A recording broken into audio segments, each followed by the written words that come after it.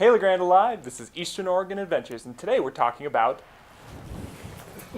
backpacks. Alright, so I'm here today with Jim and Alana, and they are going to fit me for a backpack. So, Jim, where am I going from here? Well, first question is, how long are you going to be using it for, like at a time? So generally, when my girlfriend and I go out, we generally go for about a day. And we've been wanting to go out for a little bit longer trips. 2, 3 days, 4 days. But bottom line, it's not going to be more than 2 or 3 days, I don't think. Okay, so cool. Probably doing some backpacking 1 to 3 days. Okay, cool.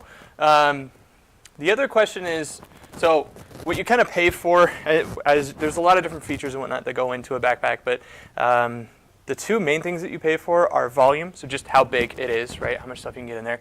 And then the other is what's on your back, so the ventilation and the sort of support and the frame structure that's actually in the pack itself. So the other stuff is kind of window dressing in a way. So one of the ways, so as we think about volume, which is kind of our first sort of major filter to apply, one of the things that really takes up the most volume in the end, almost always in a backpacking pack, is going to be the sleeping bag. So that's true. The first question is, what kind of sleeping bag do you have, or do you like intend to get a different kind or anything? I have a negative 30 degree sleeping bag that I bought in Alaska for really extreme temperatures. So it's a big boy. Okay. So, but then again, I'm also a big boy, so I can carry a little bit of extra weight. Okay. But how? So is it as big as your torso? If Oh you no, packed it's it not up, that or how big. big is it? If I packed it up, no, it's probably yay by yay, so maybe like 2 feet by a foot or something like that. Okay. So it's not small, that's Right. for sure. But then again, at the same time, if I were to, I might be interested in buying a smaller one. Yeah. You know? Right. Okay.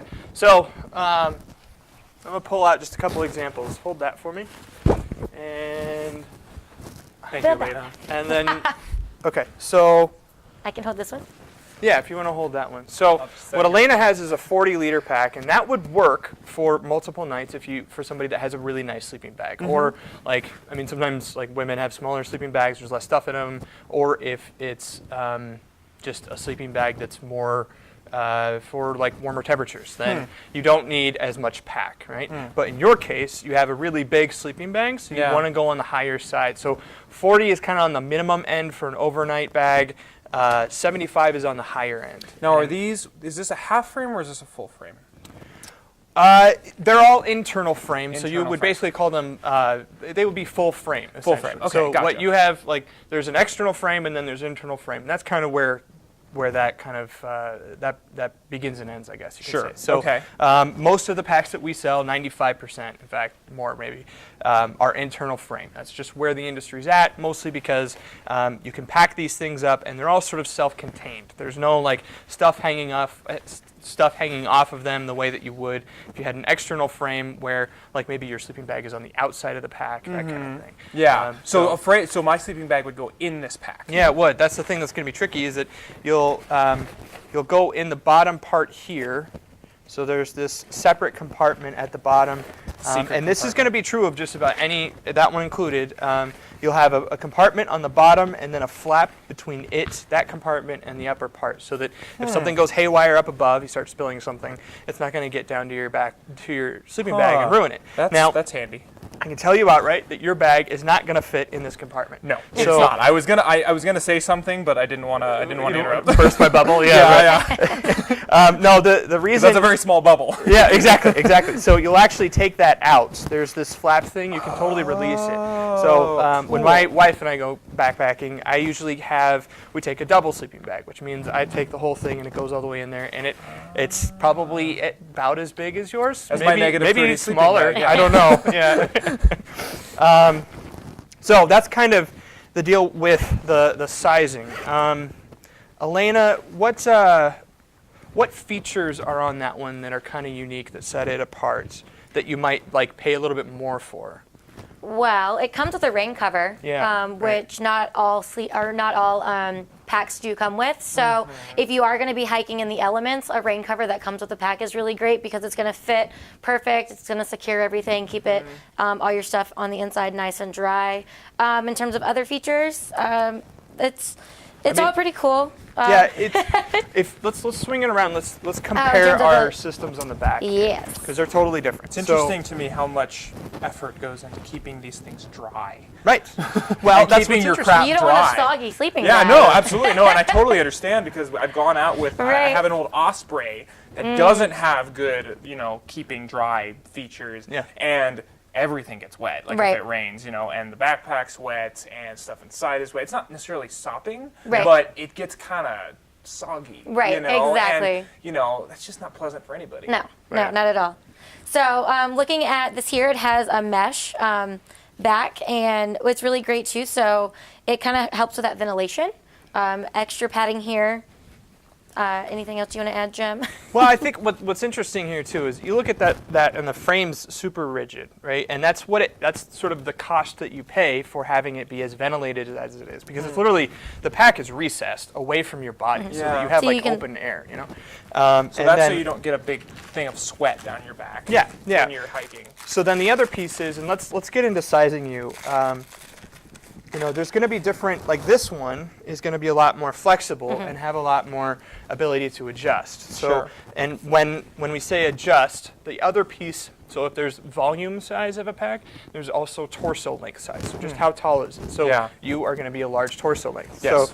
So if we were going to put this on for you, then we would raise this thing up, and what that does is it actually just adjusts the torso length, okay. right? So why don't we go ahead and if we were to do it on like Alana, she could use the same pack, but she'd have to put it down here, and it'd be a little weird, but like it would actually work for both of you if you really wanted it. Now that's a new feature that is not So- available on a lot of old packs. Right, right. So we're gonna throw this on. I think it's a good pack for you because it's gonna be that larger size without getting too crazy. And when you're ready to, maybe get a sleeping bag that's meant for this part of the country, then you'll be able to fit that, and it won't be too big for you either when you get a sleeping bag that's a little bit smaller. All right, so here's the big question. So I've clipped this on before. I've tightened it down, Yep. which is pretty, basic physics, Now Yep. the question that I've always struggled with, and I don't know if there's a correct answer to this, but maybe you guys can answer it, is chest strap or no chest strap? Well, you make it sound like that's existential. I don't know. Well, it could be. I mean, I don't know how deep you guys want to go with it. Here's what it is. So when you're, or when I'm out, okay, I am adjusting straps all of the time, everywhere, because it depends on if I'm hot or cold or hungry or going up or down or whatever. Because the pack, let's throw some weight in there while I talk. So.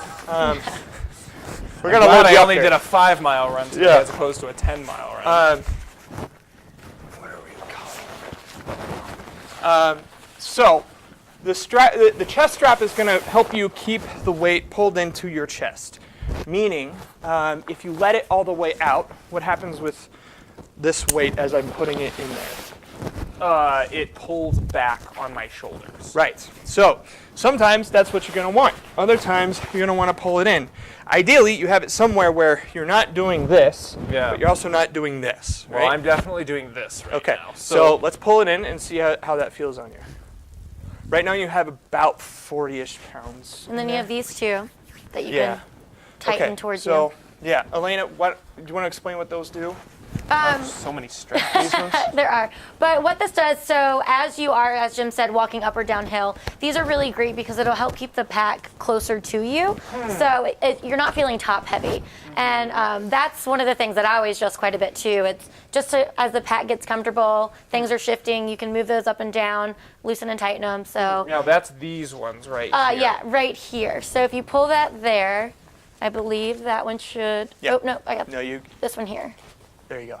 Grab this one. Can you feel it? It's all the way back there. Oh, hey. So pull it. Those two? Yep. Yep. Now just pull it. Can you get them? There Yeah. we go.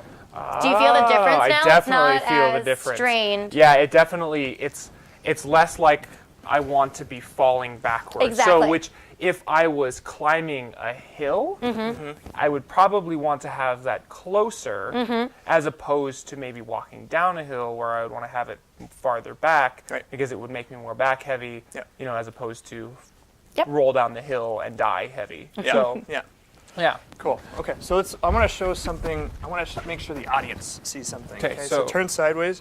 Okay. So this gap right here is one of the most difficult problems to fix in pack fitting. So what we want to do, if we pull that in, we can see that it comes into Will's chest, or it comes into his shoulders, and so we're in much better shape now.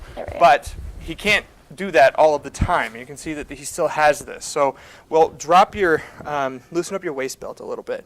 Oh man. All right then. Oh, my waist belt, not my belt. Okay. Yeah, right. I was like, this is even a but different movie. Yeah. Right here. All right, loosen it up. There you go. There you go. Okay.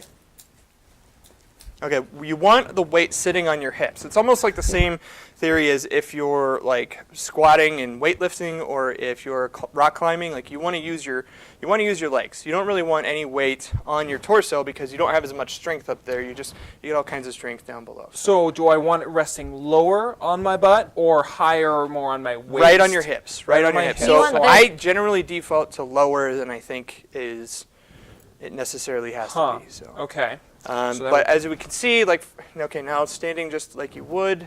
We still have a little bit of that gap. And so what we'll do to make sure Will is good to go is we can drop that down a little bit, and it'll help pull it in. And then there's, for the most part, can you do your shoulder straps really fast? So pull them in a little bit. These ones Nope, or down these here. ones? Yes.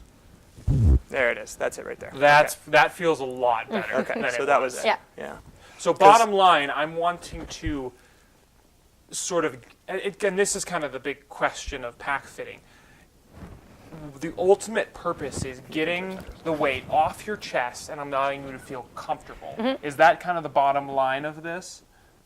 Well, yeah. Getting it onto your the weight getting onto your lower body and keeping you comfortable for your hike. Yeah, in a sense, like all you're doing is you're having it sit on your legs, and then you're balancing on your torso. So, in terms of like, we already kind of hit most of the other features, but one note about hydration is just that basically every single pack, any backpacking outdoor pack that you will find, is going to be compatible with hydration bladders. Now, there's other features and stuff like that that can go into some of these things, but if you use a bladder, you can use it with any of these, basically. So I think that's always important because it's not specialized anymore. Everything's sort of a camelback now. So here's a question for you. What are some of the benefits of having a newer pack as opposed to an older pack? Because older packs, they tend to be more minimalist. There's less to them, but a lot of the full frame, the exterior frame ones, they just kind of they're more out there. But these ones have a lot of new features. What's the benefit of having some of those new features as opposed to going to a more minimalist way?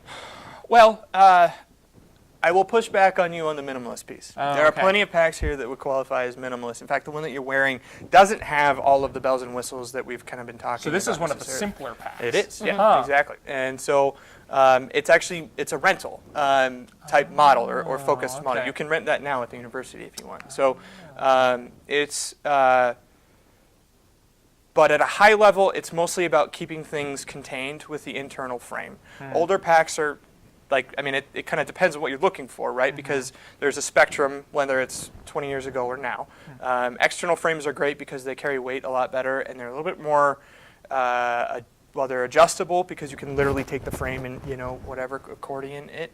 I would say mostly that, the benefits now, there are a number of different innovations that are unique that you see now. Yeah. But at a high level, if it works, and if it has worked, and it's worked for a really long time, then I wouldn't change it. I wouldn't fix it if it's not broke, right? Bottom line, it really comes down to what you're looking for and what you're trying to do and what your purpose is with the pack. Actually, yeah, that's an incredible point. Or super important point. So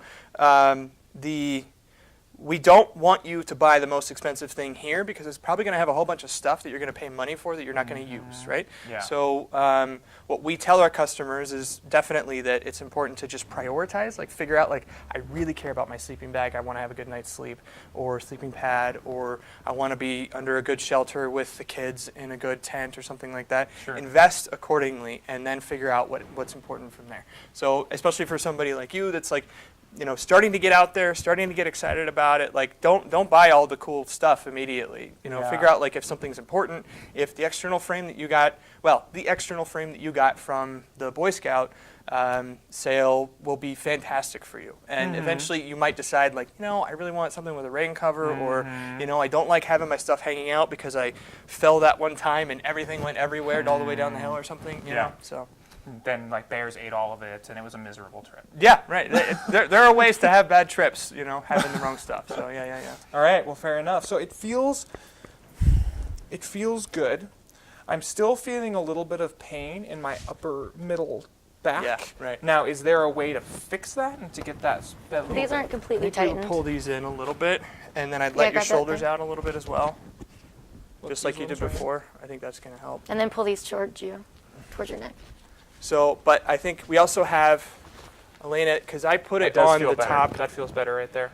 Okay. Yeah, that feels a lot better. The setting that you're on right now, I extended it to the top like torso length, so it's actually probably too long for you too right now. Huh. So if we dropped it down, it would bring it down and have it set right. This does feel better though. Yeah. All more of the weight feels here Yeah. rather than up here and here.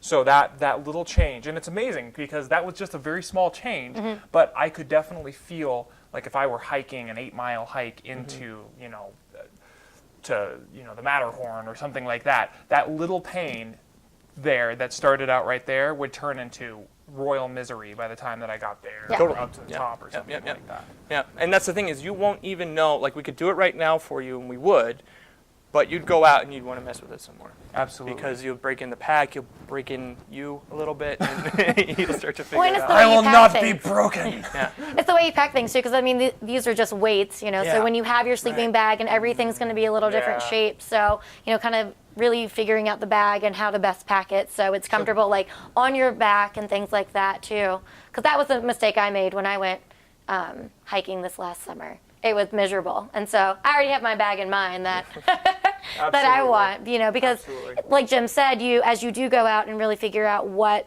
works for you, what doesn't, it kind of helps also narrow down what type of bag you're really looking for. So the bottom lines I'm getting from this whole episode is, one, buy a backpack based on your needs and what you're looking for, and two, know your backpack when you buy it. Be able to go and sort of understand it, understand how things work, and be able to adjust it as you're going out and doing the things. Yeah. Don't just set it at the beginning and just go with it on the principle of this is how it should be set. Yeah. Listen to your body, listen to your pack, and kind of allow it to change as the trip goes on. Right. Well, and I think it's important to note too, or knowing what you are packing. So your sleeping bag, how small will that pack down? Those are really important things. Are you going to be carrying a stove? Or are you going to do a little pocket rocket? Like what other things are you going to be putting in your bag is also important. And I think that could all be answered at the clinic that's happening. Isn't that coming up? So this is also our chance to announce that Blue Mountain Outfitters, we're going to start doing what we're calling an outdoor school. So the first class that we're going to have is going to be focused on packs. And so if you want to do this with us, just come hang out on, we're going to do it on March 16th. So it should be this Thursday. And then we're also going to follow up with a big pack sale on Saturday. So if you need something, if you want to learn some stuff, just come hang out, and we'll give you all the information that we can. So And I promise they won't put you on camera, though. That's the one part of this whole experience that you won't get. it's possible that we will put you on like Facebook Live so everybody can see you all at once or something like that. No, I'm just kidding. Okay, cool. Well, cool, awesome. I feel good. This feels right. I think this was a successful fitting trip. So, Cool. Thank you, LeGrand Alive. This was Eastern Oregon Adventures, brought to you by Northwest Furniture and Mattress, Grand Ron Hospital, anythingdigital.com, and Blue Mountain Outfitters. Be sure to like and share this video, and tune in for more local content.